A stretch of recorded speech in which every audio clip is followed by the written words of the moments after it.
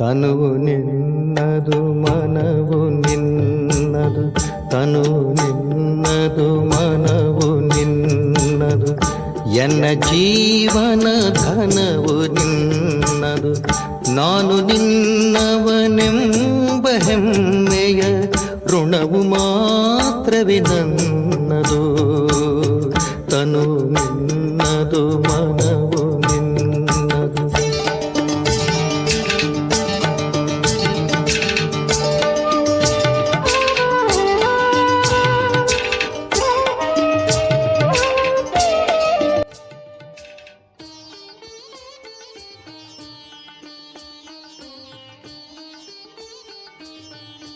ಓಂ ಶಾಂತಿ.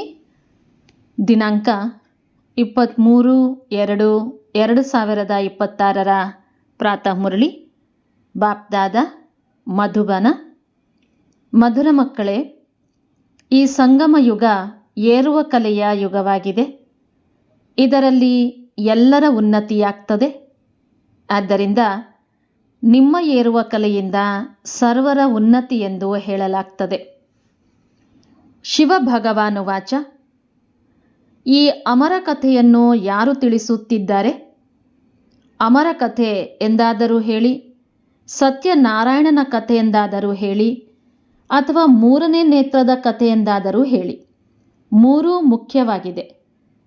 ಈಗ ನೀವು ಯಾರ ಸಮ್ಮುಖದಲ್ಲಿ ಕುಳಿತಿದ್ದೀರಿ ಮತ್ತು ಯಾರು ನಿಮಗೆ ತಿಳಿಸುತ್ತಿದ್ದಾರೆ? ಸತ್ಸಂಗಗಳನ್ನಂತೂ ಇವರೂ ಸಹ ಬಹಳ ಮಾಡಿದ್ದಾರೆ. ಅಲ್ಲಂತೂ ಎಲ್ಲ ಮನುಷ್ಯರು ನೋಡಲು ಹೋಗ್ತಾರೆ. ಇಂತಹ ಸನ್ಯಾಸಿ ಕಥೆಯನ್ನು ತಿಳಿಸ್ತಾರೆ, ಶಿವಾನಂದರು ತಿಳಿಸುತ್ತಾರೆಂದು ಹೇಳ್ತಾರೆ. ಭಾರತದಲ್ಲಿ ಅನೇಕ ಸತ್ಸಂಗಗಳಿವೆ. ಗಲ್ಲಿ ಗಲ್ಲಿಯಲ್ಲಿಯೂ ಸತ್ಸಂಗಗಳಿವೆ. ಮಾತೆಯರೂ ಸಹ ಪುಸ್ತಕವನ್ನಿಡಿದು ಸತ್ಸಂಗ ಮಾಡ್ತಾರೆ. ಆದ್ದರಿಂದ ಅಲ್ಲಿ ಮನುಷ್ಯರು ಹೋಗಿ ನೋಡ್ತಾರೆ. ಆದರೆ ಇಲ್ಲಂತೂ ಇದು ಅದ್ಭುತವಾದ ಮಾತಾಗಿದೆ. ನಿಮ್ಮ ಬುದ್ಧಿಯಲ್ಲಿ ಯಾರಿದ್ದಾರೆ? ಪರಮಾತ್ಮ. ನೀವು ಹೇಳ್ತೀರಿ, ಈಗ ತಂದೆ ಸಮ್ಮುಖದಲ್ಲಿ ಬಂದಿದ್ದಾರೆ. ನಿರಾಕಾರ ತಂದೆ ನಮಗೆ ಓದಿಸ್ತಾರೆ. ವಾಹ್, ಈಶ್ವರನಂತೂ ನಾಮರೂಪದಿಂದ ಭಿನ್ನನಾಗಿದ್ದಾರೆಂದು ಮನುಷ್ಯರು ಹೇಳ್ತಾರೆ. ಆದರೆ ತಂದೆ ತಿಳಿಸ್ತಾರೆ, ನಾಮರೂಪದಿಂದ ಭಿನ್ನವಾದ ವಸ್ತು ಯಾವುದೂ ಇರೋದಿಲ್ಲ. ನೀವು ಮಕ್ಕಳು ತಿಳಿದುಕೊಂಡಿದ್ದೀರಿ. ಇಲ್ಲಿ ಯಾವುದೇ ಸಾಕಾರ ಮನುಷ್ಯರು ಓದಿಸೋದಿಲ್ಲ. ಮತ್ತೆಲ್ಲಿಯಾದರೂ ಹೋಗಿ ಇಡೀ ವಿಶ್ವದಲ್ಲಿ ಸಾಕಾರಿ ಮನುಷ್ಯರೇ ಓದಿಸ್ತಾರೆ. ಇಲ್ಲಂತೂ ಪರಮಾತ್ಮ ತಂದೆಯಾಗಿದ್ದಾರೆ, ಯಾರಿಗೆ ನಿರಾಕಾರ ಪರಮಪಿತನೆಂದು ಹೇಳಲಾಗ್ತದೆ. ಆ ನಿರಾಕಾರನೇ ಸಾಕಾರದಲ್ಲಿ ಕುಳಿತು ಓದಿಸ್ತಾರೆ. ಇದು ಸಂಪೂರ್ಣ ಹೊಸ ಮಾತಾಯಿತು.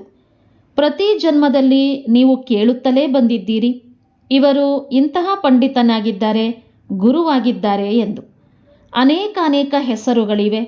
ಭಾರತವಂತೂ ಬಹಳ ದೊಡ್ಡದಾಗಿದೆ. ಯಾರೆಲ್ಲ ಏನೆಲ್ಲ ಕಲಿಸುವರೋ ತಿಳಿಸುವರೋ ಎಲ್ಲರೂ ಮನುಷ್ಯರೇ ಆಗಿದ್ದಾರೆ. ಮನುಷ್ಯರೇ ಶಿಷ್ಯರಾಗಿದ್ದಾರೆ.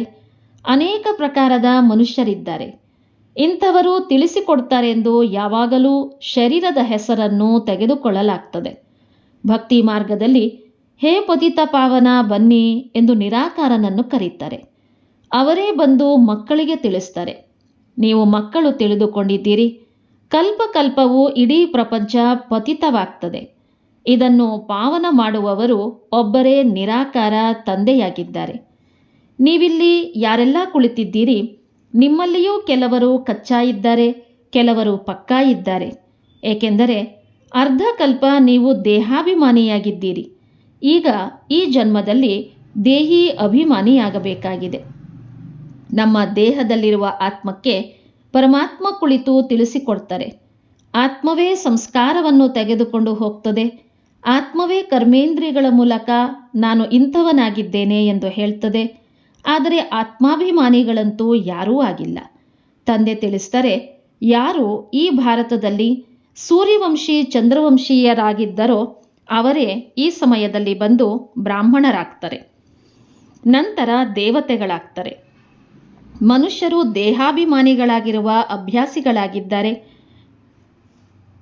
ಆದ್ದರಿಂದ ದೇಹಿ ಅಭಿಮಾನಿಯಾಗಿರೋದನ್ನು ಮರೆತು ಹೋಗ್ತಾರೆ.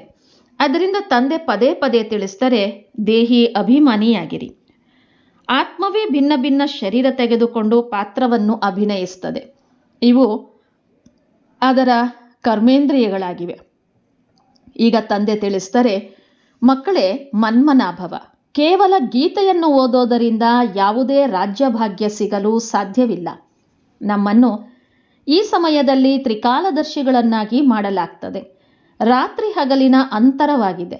ತಂದೆ ತಿಳಿಸ್ತಾರೆ, ನಾನು ನಿಮಗೆ ರಾಜಯೋಗ ಕಲಿಸ್ತೇನೆ.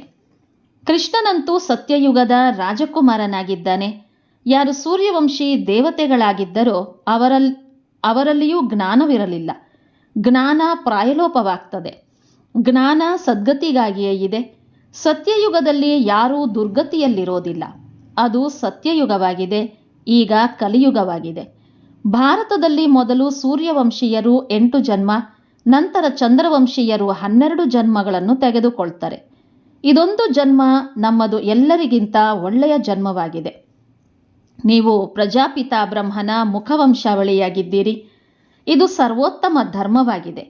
ದೇವತಾ ಧರ್ಮಕ್ಕೂ ಸಹ ಸರ್ವೋತ್ತಮ ಧರ್ಮವೆಂದು ಹೇಳೋದಿಲ್ಲ.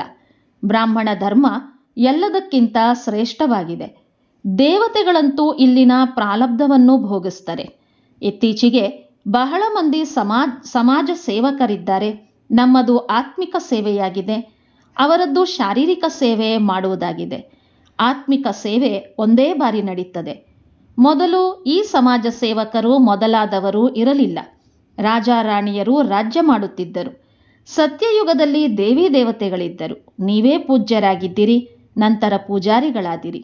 ಲಕ್ಷ್ಮೀನಾರಾಯಣರು ದ್ವಾಪರದಲ್ಲಿ ವಾಮ ಮಾರ್ಗದಲ್ಲಿಳಿಯುತ್ತಾರೆ. ಆಗ ಮಂದಿರಗಳನ್ನು ಕಟ್ಟಿಸ್ತಾರೆ. ಮೊಟ್ಟ ಮೊದಲು ಶಿವನ ಮಂದಿರವನ್ನು ಕಟ್ಟಿಸುತ್ತಾರೆ. ಶಿವ ಸರ್ವರ ಸದ್ಗತಿದಾತನಾಗಿದ್ದಾರೆ ಅಂದ ಮೇಲೆ ಅವರಿಗೆ ಖಂಡಿತವಾಗಿ ಪೂಜೆ ನಡೀಬೇಕು. ಶಿವತಂದೆಯೇ ಆತ್ಮರನ್ನು ನಿರ್ವಿಕಾರಿಯನ್ನಾಗಿ ಮಾಡಿದ್ದರು. ಅವರ ನಂತರ ದೇವತೆಗಳ ಪೂಜೆ ನಡೆಯುತ್ತದೆ. ನೀವೇ ಪೂಜ್ಯರಾಗಿದ್ದಿರಿ, ನಂತರ ಪೂಜಾರಿಗಳಾದಿರಿ. ತಂದೆ ತಿಳಿಸಿದ್ದಾರೆ, ಚಕ್ರವನ್ನು ನೆನಪು ಮಾಡ್ತಾ ಇರಿ. ಏಣಿಯನ್ನು ಇಳಿಯುತ್ತಾ ಇಳಿಯುತ್ತಾ ಒಮ್ಮೆಲೆ ಬಂದು ನೆಲವನ್ನು ತಲುಪಿದ್ದೀರಿ. ಈಗ ನಮ್ಮದು ಏರುವ ಕಲೆಯಾಗಿದೆ. ಏರುವ ಕಲೆಯಿಂದ ಸರ್ವರ ಉನ್ನತಿ ಎಂದು ಹೇಳ್ತಾರೆ. ನಾನೀಗ ಇಡೀ ಪ್ರಪಂಚದ ಮನುಷ್ಯ ಮಾತ್ರರ ಉನ್ನತಿ ಮಾಡ್ತೇನೆ. ಪತಿತ ಪಾವನ ಬಂದು ಎಲ್ಲರನ್ನೂ ಪಾವನ ಮಾಡ್ತಾರೆ. ಸತ್ಯಯುಗವಿದ್ದಾಗ ಏರುವ ಕಲೆಯಾಗಿತ್ತು. ಉಳಿದೆಲ್ಲ ಆತ್ಮರು ಮುಕ್ತಿಧಾಮದಲ್ಲಿದ್ದರು. ತಂದೆ ತಿಳಿಸ್ತಾರೆ, ಮಧುರಾತಿ ಮಧುರ ಮಕ್ಕಳೇ, ನನ್ನ ಜನ್ಮ ಭಾರತದಲ್ಲಿಯೇ ಆಗ್ತದೆ. ಶಿವ ತಂದೆ ಬಂದಿದ್ದರು ಎಂಬ ಗಾಯನವಿದೆ. ಈಗ ಪುನಃ ಬಂದಿದ್ದಾರೆ. ಇದಕ್ಕೆ ರಾಜಸ್ವ, ಅಶ್ವಮೇಧ, ಅವಿನಾಶಿ ರುದ್ರ ಜ್ಞಾನ ಯಜ್ಞವೆಂದು ಹೇಳಲಾಗ್ತದೆ. ಸ್ವರಾಜ್ಯವನ್ನು ಪಡೆಯೋದಕ್ಕಾಗಿ ಈ ಯಜ್ಞವನ್ನು ರಚಿಸಲಾಗಿದೆ. ವಿಘ್ನಗಳೂ ಬಂದಿತ್ತು, ಈಗಲೂ ಬರುತ್ತಿದೆ. ಮಾತೆಯರ ಮೇಲೆ ಅತ್ಯಾಚಾರವಾಗ್ತದೆ. ಬಾಬಾ, ನಮ್ಮನ್ನು ಇವರು ಅಪವಿತ್ರರನ್ನಾಗಿ ಮಾಡ್ತಾರೆ, ನಮ್ಮನ್ನು ಇವರು ಬಿಡುವುದಿಲ್ಲ, ಬಾಬಾ ನಮ್ಮ ರಕ್ಷಣೆ ಮಾಡಿ ಎಂದು ಹೇಳ್ತಾರೆ. ದ್ರೌಪದಿಯ ರಕ್ಷಣೆಯಾಯಿತು ಎಂಬುದನ್ನು ತೋರಿಸ್ತಾರೆ. ನೀವೀಗ 21 ಜನ್ಮಗಳಿಗಾಗಿ ಬೇಹದ್ದಿನ ತಂದೆಯಿಂದ ಆಸ್ತಿಯನ್ನು ಪಡೆಯಲು ಬಂದಿದ್ದೀರಿ. ನೆನಪಿನ ಯಾತ್ರೆಯಲ್ಲಿದ್ದು ತಮ್ಮನ್ನು ಪವಿತ್ರರನ್ನಾಗಿ ಮಾಡಿಕೊಳ್ಳುತ್ತೀರಿ. ಮತ್ತೆ ಒಂದು ವೇಳೆ ವಿಕಾರದಲ್ಲಿ ಹೋದರೆ ಸಮಾಪ್ತಿ, ಒಮ್ಮೆಲೆ ಕೆಳಗೆ ಬೀಳ್ತೀರಿ. ಆದ್ದರಿಂದ ತಂದೆ ತಿಳಿಸ್ತಾರೆ, ಖಂಡಿತವಾಗಿಯೂ ಪವಿತ್ರರಾಗಿರಬೇಕು. ಯಾರು ಕಲ್ಪದ ಮೊದಲು ಆಗಿದ್ದರೋ ಅವರೇ ಪವಿತ್ರತೆಯ ಪ್ರತಿಜ್ಞೆ ಮಾಡ್ತಾರೆ. ನಂತರ ಕೆಲವರು ಪವಿತ್ರರಾಗಿರ್ತಾರೆ, ಕೆಲವರು ಇರಲು ಆಗೋದಿಲ್ಲ. ಮುಖ್ಯವಾದ ಮಾತು ನೆನಪಿನದ್ದಾಗಿದೆ. ನೆನಪು ಮಾಡುತ್ತೀರಿ, ಪವಿತ್ರರಾಗುತ್ತೀರಿ ಮತ್ತು ಸ್ವದರ್ಶನ ಚಕ್ರವನ್ನು ತಿರುಗಿಸ್ತಾ ಇದ್ದರೆ ಶ್ರೇಷ್ಠ ಪದವಿ ಪಡೀತೀರಿ. ವಿಷ್ಣುವಿನ 2 ರೂಪಗಳು. ಲಕ್ಷ್ಮೀನಾರಾಯಣ ರಾಜ್ಯಭಾರ ಮಾಡ್ತಾರಲ್ಲವೇ, ಆದರೆ ವಿಷ್ಣುವಿಗೆ ಯಾವ ಶಂಕುಚಕ್ರವನ್ನು ತೋರಿಸಿದ್ದಾರೆಯೋ ಅವು ದೇವತೆಗಳಿಗೆ ಇರಲಿಲ್ಲ, ಲಕ್ಷ್ಮೀನಾರಾಯಣರಿಗೂ ಇರಲಿಲ್ಲ. ವಿಷ್ಣುವಂತೂ ಸೂಕ್ಷ್ಮವತನದಲ್ಲಿರ್ತಾರೆ. ಅವರಿಗೆ ಚಕ್ರದ ಜ್ಞಾನದ ಅವಶ್ಯಕತೆ ಇಲ್ಲ. ಅಲ್ಲಿ ಸನ್ನೆಯ ಭಾಷೆ ನಡೀತದೆ. ನೀವೀಗ ತಿಳಿದುಕೊಂಡಿದ್ದೀರಿ, ನಾವು ಶಾಂತಿಧಾಮದ ನಿವಾಸಿಗಳಾಗಿದ್ದೇವೆ. ಅದು ನಿರಾಕಾರಿ ಪ್ರಪಂಚವಾಗಿದೆ. ಆತ್ಮವೆಂದರೇನು ಎಂಬುದನ್ನೂ ಸಹ ಮನುಷ್ಯ ಮಾತ್ರರು ತಿಳಿದುಕೊಂಡಿಲ್ಲ. ಆತ್ಮವೇ ಪರಮಾತ್ಮನೆಂದು ಹೇಳ್ತಾರೆ. ಆತ್ಮ ಹೊಳೆಯುತ್ತಿರುವ ನಕ್ಷತ್ರವಾಗಿದೆ. ಅದು ಭ್ರುಕುಟಿಯ ಮಧ್ಯದಲ್ಲಿರ್ತದೆ ಎಂದು ಹೇಳ್ತಾರೆ. ಈ ಕಣ್ಣುಗಳಿಂದ ನೋಡಲು ಸಾಧ್ಯವಿಲ್ಲ. ಭಲೆ ಯಾರು ಎಷ್ಟಾದರೂ ಪ್ರಯತ್ನ ಪಡಲಿ, ಗಾಜು ಇತ್ಯಾದಿಗಳಲ್ಲಿ ಬಂಧಿಸಿ ಆತ್ಮ ಹೇಗೆ ಹೊರಗೆ ಹೋಗ್ತದೆ ಎಂಬುದನ್ನು ನೋಡೋಣವೆಂದು ಪ್ರಯತ್ನ ಪಡ್ತಾರೆ. ಆದರೆ ಆತ್ಮವೆಂದರೇನು, ಹೇಗೆ ಹೊರ ಹೋಗ್ತದೆ ಎಂಬುದು ಯಾರಿಗೂ ಅರ್ಥವಾಗೋದಿಲ್ಲ. ಬಾಕಿ ಇಷ್ಟಂತೂ ಹೇಳ್ತಾರೆ, ಆತ್ಮ ನಕ್ಷತ್ರ ಮಾದರಿಯಾಗಿದೆ. ದಿವ್ಯ ದೃಷ್ಟಿಯ ವಿನಃ ಅದನ್ನು ನೋಡಲು ಸಾಧ್ಯವಿಲ್ಲ. ಭಕ್ತಿ ಮಾರ್ಗದಲ್ಲಿ ಅನೇಕರಿಗೆ ಸಾಕ್ಷಾತ್ಕಾರವಾಗ್ತದೆ. ಅರ್ಜುನನಿಗೆ ಅಖಂಡ ಜ್ಯೋತಿಯ ಸಾಕ್ಷಾತ್ಕಾರವಾಯಿತು. ನಾನು ಸಹನೆ ಮಾಡಲು ಆಗೋದಿಲ್ಲ ಎಂದು ಅರ್ಜುನ ಹೇಳಿದನೆಂದು ಬರೆದಿದ್ದಾರೆ. ತಂದೆ ತಿಳಿಸ್ತಾರೆ, ನಾನು ಇಷ್ಟೊಂದು ತೇಜೋಮಯನಾಗಿಲ್ಲ. ಹೇಗೆ ಆತ್ಮ ಬಂದು ಶರೀರದಲ್ಲಿ ಪ್ರವೇಶ ಮಾಡ್ತದೆ, ಇದು ತಿಳಿಯುತ್ತದೆಯೇ? ಈಗ ನೀವು ಸಹ ತಿಳಿದುಕೊಂಡಿದ್ದೀರಿ. ತಂದೆ ಹೇಗೆ ಪ್ರವೇಶ ಮಾಡಿ ಮಾತನಾಡ್ತಾರೆ, ಆತ್ಮ ಬಂದು ಮಾತನಾಡ್ತದೆ. ಇದು ಸಹ ಡ್ರಾಮಾದಲ್ಲಿ ನಿಗದಿಯಾಗಿದೆ. ಇದರಲ್ಲಿ ಯಾರದ್ದೇ ತಾಕತ್ತಿನ ಮಾತಿಲ್ಲ. ಆತ್ಮ ಶರೀರವನ್ನು ಬಿಟ್ಟು ಹೋಗೋದಿಲ್ಲ. ಇದು ಕೇವಲ ಸಾಕ್ಷಾತ್ಕಾರದ ಮಾತಾಗಿದೆ. ಆಶ್ಚರ್ಯದ ಮಾತಲ್ಲವೇ? ತಂದೆ ತಿಳಿಸ್ತಾರೆ, ನಾನು ಸಹ ಸಾಧಾರಣ ತನುವಿನಲ್ಲಿ ಬರ್ತೇನೆ. ಆತ್ಮವನ್ನು ಕರೆಸುತ್ತಾರಲ್ಲವೇ? ಮೊದಲು ಆತ್ಮರನ್ನು ಕರೆಸಿ ಅವರೊಂದಿಗೆ ಕೇಳ್ತಿದ್ದರು. ಈಗಂತೂ ತಮೋಪ್ರಧಾನರಾಗಿದ್ದಾರಲ್ಲವೇ? ನಾನು ಪತಿತರನ್ನು ಹೋಗಿ ಪಾವನ ಮಾಡೋಣವೆಂದೇ ತಂದೆ ಬರ್ತಾರೆ. 84 ಜನ್ಮಗಳೆಂದು ಹೇಳ್ತಾರೆ. ಅಂದ ಮೇಲೆ ತಿಳಿದುಕೊಳ್ಳಬೇಕು, ಯಾರು ಮೊದಲು ಬಂದಿದ್ದಾರೆಯೋ ಅವರೇ ಅವಶ್ಯವಾಗಿ 84 ಜನ್ಮಗಳನ್ನು ತೆಗೆದುಕೊಂಡಿರ್ತಾರೆ. ಇದಕ್ಕೆ ಅವರು ಲಕ್ಷಾಂತರ ವರ್ಷಗಳೆಂದು ಹೇಳ್ತಾರೆ.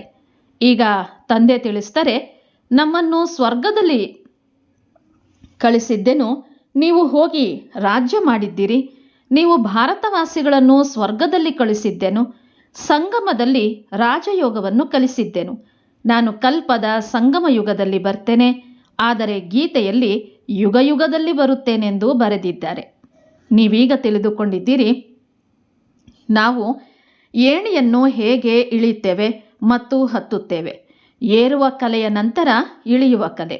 ಈಗ ಈ ಸಂಗಮ ಯುಗ ಸರ್ವರ ಏರುವ ಕಲೆಯ ಯುಗವಾಗಿದೆ. ಎಲ್ಲರೂ ಏರುತ್ತಾರೆ, ಎಲ್ಲರೂ ಮೇಲೆ ಹೋಗ್ತಾರೆ. ನಂತರ ನೀವು ಸ್ವರ್ಗದಲ್ಲಿ ಪಾತ್ರವನ್ನು ಅಭಿನಯಿಸಲು ಬರ್ತೀರಿ. ಸತ್ಯಯುಗದಲ್ಲಿ ಬೇರೆ ಯಾವುದೇ ಧರ್ಮವಿರಲಿಲ್ಲ. ಅದಕ್ಕೆ ನಿರ್ವಿಕಾರಿ ಪ್ರಪಂಚವೆಂದು ಹೇಳಲಾಗ್ತದೆ. ನಂತರ ದೇವಿ ದೇವತೆಗಳು ವಾಮ ಮಾರ್ಗದಲ್ಲಿ ಹೋಗಿ ವಿಕಾರಿಯಾಗತೊಡಗುತ್ತಾರೆ. ಯಥಾ ರಾಜ ರಾಣಿ ತಥಾ ಪ್ರಜಾ. ತಂದೆ ತಿಳಿಸ್ತಾರೆ, ಹೇ ಭಾರತವಾಸಿಗಳೇ, ನೀವು ನಿರ್ವಿಕಾರಿ ಪ್ರಪಂಚದಲ್ಲಿದ್ದೀರಿ. ಈಗ ವಿಕಾರಿ ಪ್ರಪಂಚವಾಗಿದೆ. ಅನೇಕ ಧರ್ಮಗಳಿವೆ, ಬಾಕಿ ಒಂದು ದೇವಿ ದೇವತಾ ಧರ್ಮವಿಲ್ಲ. ಅವಶ್ಯವಾಗಿ ಯಾವಾಗ ಅದು ಇರೋದಿಲ್ಲವೋ ಆಗಲೇ ಪುನಃ ಸ್ಥಾಪನೆಯಾಗುವುದು. ತಂದೆ ತಿಳಿಸ್ತಾರೆ, ನಾನು ಬ್ರಹ್ಮಾರವರ ಮೂಲಕ ಬಂದು ಆದಿಸನಾತನ ದೇವಿ ದೇವತಾ ಧರ್ಮದ ಸ್ಥಾಪನೆ ಮಾಡ್ತೇನೆ. ಇಲ್ಲಿಯೇ ಮಾಡುವರಲ್ಲವೇ? ಸೂಕ್ಷ್ಮವತನದಲ್ಲಂತೂ ಮಾಡೋದಿಲ್ಲ. ಬ್ರಹ್ಮನ ಮೂಲಕ ಆದಿಸನಾತನ ದೇವಿ ದೇವತಾ ಧರ್ಮದ ರಚನೆ ಮಾಡುತ್ತಾರೆಂದು ಬರೆಯಲ್ಪಟ್ಟಿದೆ. ನಿಮಗೆ ಈ ಸಮಯದಲ್ಲಿ ಪಾವನರೆಂದು ಹೇಳೋದಿಲ್ಲ, ಪಾವನರಾಗುತ್ತಿದ್ದೀರಿ. ಸಮಯವಂತೂ ಹಿಡಿಸುತ್ತದೆಯಲ್ಲವೇ? ಪತಿತರಿಂದ ಹೇಗೆ ಪಾವನರಾಗುವುದು? ಇದು ಯಾವುದೇ ಶಾಸ್ತ್ರಗಳಲ್ಲಿಲ್ಲ. ವಾಸ್ತವದಲ್ಲಿ ಮಹಿಮೆ ಒಬ್ಬ ತಂದೆಯದ್ದಾಗಿದೆ. ಆ ತಂದೆಯನ್ನು ಮರೆತಿರುವ ಕಾರಣವೇ ಅನಾಥರಾಗಿದ್ದಾರೆ, ಹೊಡೆದಾಡುತ್ತಿರುತ್ತಾರೆ. ಮತ್ತೆ ಎಲ್ಲರೂ ಸೇರಿ ಹೇಗೆ ಒಂದಾಗುವುದು ಎಂದು ಹೇಳ್ತಾರೆ. ಸಹೋದರ ಸಹೋದರರಲ್ಲವೇ? ಈ ತಂದೆಯಂತೂ ಅನುಭವಿಯಾಗಿದ್ದಾರೆ. ಭಕ್ತಿಯನ್ನೂ ಇವರು ಪೂರ್ಣ ಮಾಡಿದ್ದಾರೆ. ಎಲ್ಲರಿಗಿಂತ ಅಧಿಕ ಗುರುಗಳನ್ನು ಮಾಡಿಕೊಂಡಿದ್ದಾರೆ. ಈಗ ತಂದೆ ತಿಳಿಸ್ತಾರೆ, ಇದೆಲ್ಲವನ್ನೂ ಬಿಡಿ. ಈಗ ನಾನು ನಿಮಗೆ ಸಿಕ್ಕಿದ್ದೇನೆ. ಸರ್ವರ ಸದ್ಗತಿದಾತ ಒಬ್ಬರೇ ಸತ್ ಶ್ರೀ ಅಕಾಲ್ ಎಂದು ಹೇಳ್ತಾರಲ್ಲವೇ? ಅರ್ಥವನ್ನು ತಿಳಿದುಕೊಂಡಿಲ್ಲ. ಬಹಳಷ್ಟು ಓದುತ್ತಿರುತ್ತಾರೆ. ಈಗ ಎಲ್ಲರೂ ಪತಿತರಾಗಿದ್ದಾರೆ. ಮತ್ತೆ ಪಾವನ ಪ್ರಪಂಚವಾಗುವುದು. ಭಾರತವೇ ಅವಿನಾಶಿಯಾಗಿದೆ. ಇದು ಯಾರಿಗೂ ತಿಳಿದಿಲ್ಲ. ಭಾರತವೆಂದು ವಿನಾಶವಾಗೋದಿಲ್ಲ, ಮತ್ತೆ ಪ್ರಳಯವೂ ಆಗೋದಿಲ್ಲ. ಸಾಗರದಲ್ಲಿ ಆಲದ ಎಲೆಯ ಮೇಲೆ ಕೃಷ್ಣ ತೇಲಿ ಬಂದನೆಂದು ಯಾವುದನ್ನು ತೋರಿಸುತ್ತಾರೆಯೋ ಈ ರೀತಿಯಾಗಿ ಯಾವುದೇ ಮಗು ಬರಲು ಸಾಧ್ಯವಿಲ್ಲ. ತಂದೆ ತಿಳಿಸ್ತಾರೆ, ನೀವು ಸತ್ಯಯುಗದಲ್ಲಿ ಗರ್ಭದಿಂದ ಜನ್ಮ ಪಡಿತೀರಿ, ಆದರೆ ಆರಾಮದಿಂದ. ಅಲ್ಲಿ ಗರ್ಭ ಮಹಲು ಎಂದು ಹೇಳಲಾಗ್ತದೆ. ಇಲ್ಲಿ ಗರ್ಭ ಜೈಲಿನಂತಾಗಿದೆ. ಸತ್ಯಯುಗದಲ್ಲಿ ಗರ್ಭ ಮಹಲಾಗಿರ್ತದೆ. ಆತ್ಮಕ್ಕೆ ಮೊದಲೇ ಸಾಕ್ಷಾತ್ಕಾರವಾಗ್ತದೆ, ನಾನು ಈ ತನುವನ್ನು ಬಿಟ್ಟು ಇನ್ನೊಂದನ್ನು ತೆಗೆದುಕೊಳ್ಳಬೇಕು ಎಂದು. ಅಲ್ಲಿ ಆತ್ಮಾಭಿಮಾನಿಯಾಗಿರ್ತಾರೆ. ಮನುಷ್ಯರಂತೂ ರಚಯಿತನನ್ನಾಗಲಿ ರಚನೆಯ ಆದಿಮಧ್ಯ ಅಂತ್ಯವನ್ನಾಗಲಿ ಅರಿತುಕೊಂಡಿಲ್ಲ.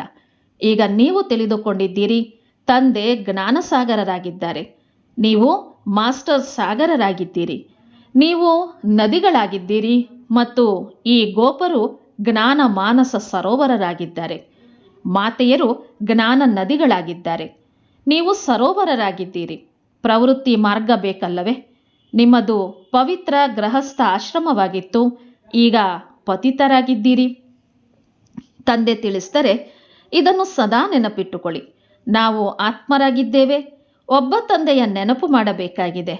ತಂದೆ ಆದೇಶ ನೀಡಿದ್ದಾರೆ, ಮಕ್ಕಳೇ, ಯಾವುದೇ ದೇಹದಾರಿಯನ್ನು ನೆನಪು ಮಾಡಬೇಡಿ. ಈ ಕಣ್ಣುಗಳಿಂದ ಏನೆಲ್ಲವನ್ನೂ ನೋಡ್ತಿರೋ ಅದೆಲ್ಲವೂ ಸಮಾಪ್ತಿಯಾಗುವುದು. ಆದ್ದರಿಂದ ಮನ್ಮನಾಭವ ಮಧ್ಯಾಜೀಭವ. ಈ ಸ್ಮಶಾನವನ್ನು ಮರೆಯುತ್ತಾ ಹೋಗಿ. ಮಾಯೆಯ ಬಿರುಗಾಳಿಗಳು ಬಹಳ ಬರ್ತವೆ, ಇದಕ್ಕೆ ಹೆದರಬೇಡಿ. ಬಹಳಷ್ಟು ಬಿರುಗಾಳಿಗಳು ಬರ್ತವೆ, ಆದರೆ ಕರ್ಮೇಂದ್ರಿಯಗಳಿಂದ ವಿಕರ್ಮ ಮಾಡಬಾರದು. ಯಾವಾಗ ನೀವು ತಂದೆಯನ್ನು ಮರೆತು ಹೋಗ್ತಿರೋ ಆಗಲೇ ಬಿರುಗಾಳಿಗಳು ಬರ್ತವೆ. ಈ ನೆನಪಿನ ಯಾತ್ರೆ ಒಂದೇ ಬಾರಿ ಆಗ್ತದೆ. ಅವೆಲ್ಲವೂ ಮೃತ್ಯುಲೋಕದ ಯಾತ್ರೆಗಳಾಗಿವೆ, ಇದು ಅಮರಲೋಕದ ಯಾತ್ರೆಯಾಗಿದೆ. ಆದ್ದರಿಂದ ಈಗ ತಂದೆ ತಿಳಿಸ್ತಾರೆ, ಯಾವುದೇ ದೇಹದಾರಿಯ ನೆನಪು ಮಾಡಬೇಡಿ. ಮಕ್ಕಳು ಶಿವಜಯಂತಿಯಂದು ಎಷ್ಟೊಂದು ಪತ್ರಗಳನ್ನು ಕಳಿಸ್ತಾರೆ. ತಂದೆ ಹೇಳ್ತಾರೆ, ತತತ್ವಂ. ನೀವು ಮಕ್ಕಳಿಗೂ ಸಹ ತಂದೆ ಶುಭಾಶಯಗಳನ್ನು ನೀಡುತ್ತೇವೆ. ವಾಸ್ತವದಲ್ಲಿ ನಿಮಗೆ ಶುಭಾಶಯಗಳು, ಏಕೆಂದರೆ ನೀವೇ ಮನುಷ್ಯರಿಂದ ದೇವತೆಗಳಾಗ್ತೀರಿ. ನಂತರ ಯಾರು ಪಾಸ್ ವಿತ್ ಹಾನರ್ ಆಗುವರೋ ಅವರಿಗೆ ಹೆಚ್ಚು ಅಂಕಗಳು ಮತ್ತು ಒಳ್ಳೆಯ ನಂಬರ್ ಸಿಗುವುದು. ತಂದೆ ನಿಮಗೆ ಶುಭಾಶಯಗಳನ್ನು ಕೊಡ್ತಾರೆ. ಮಕ್ಕಳೇ, ನೀವೀಗ ರಾವಣನ ಬಂಧನದಿಂದ ಮುಕ್ತರಾಗ್ತೀರಿ.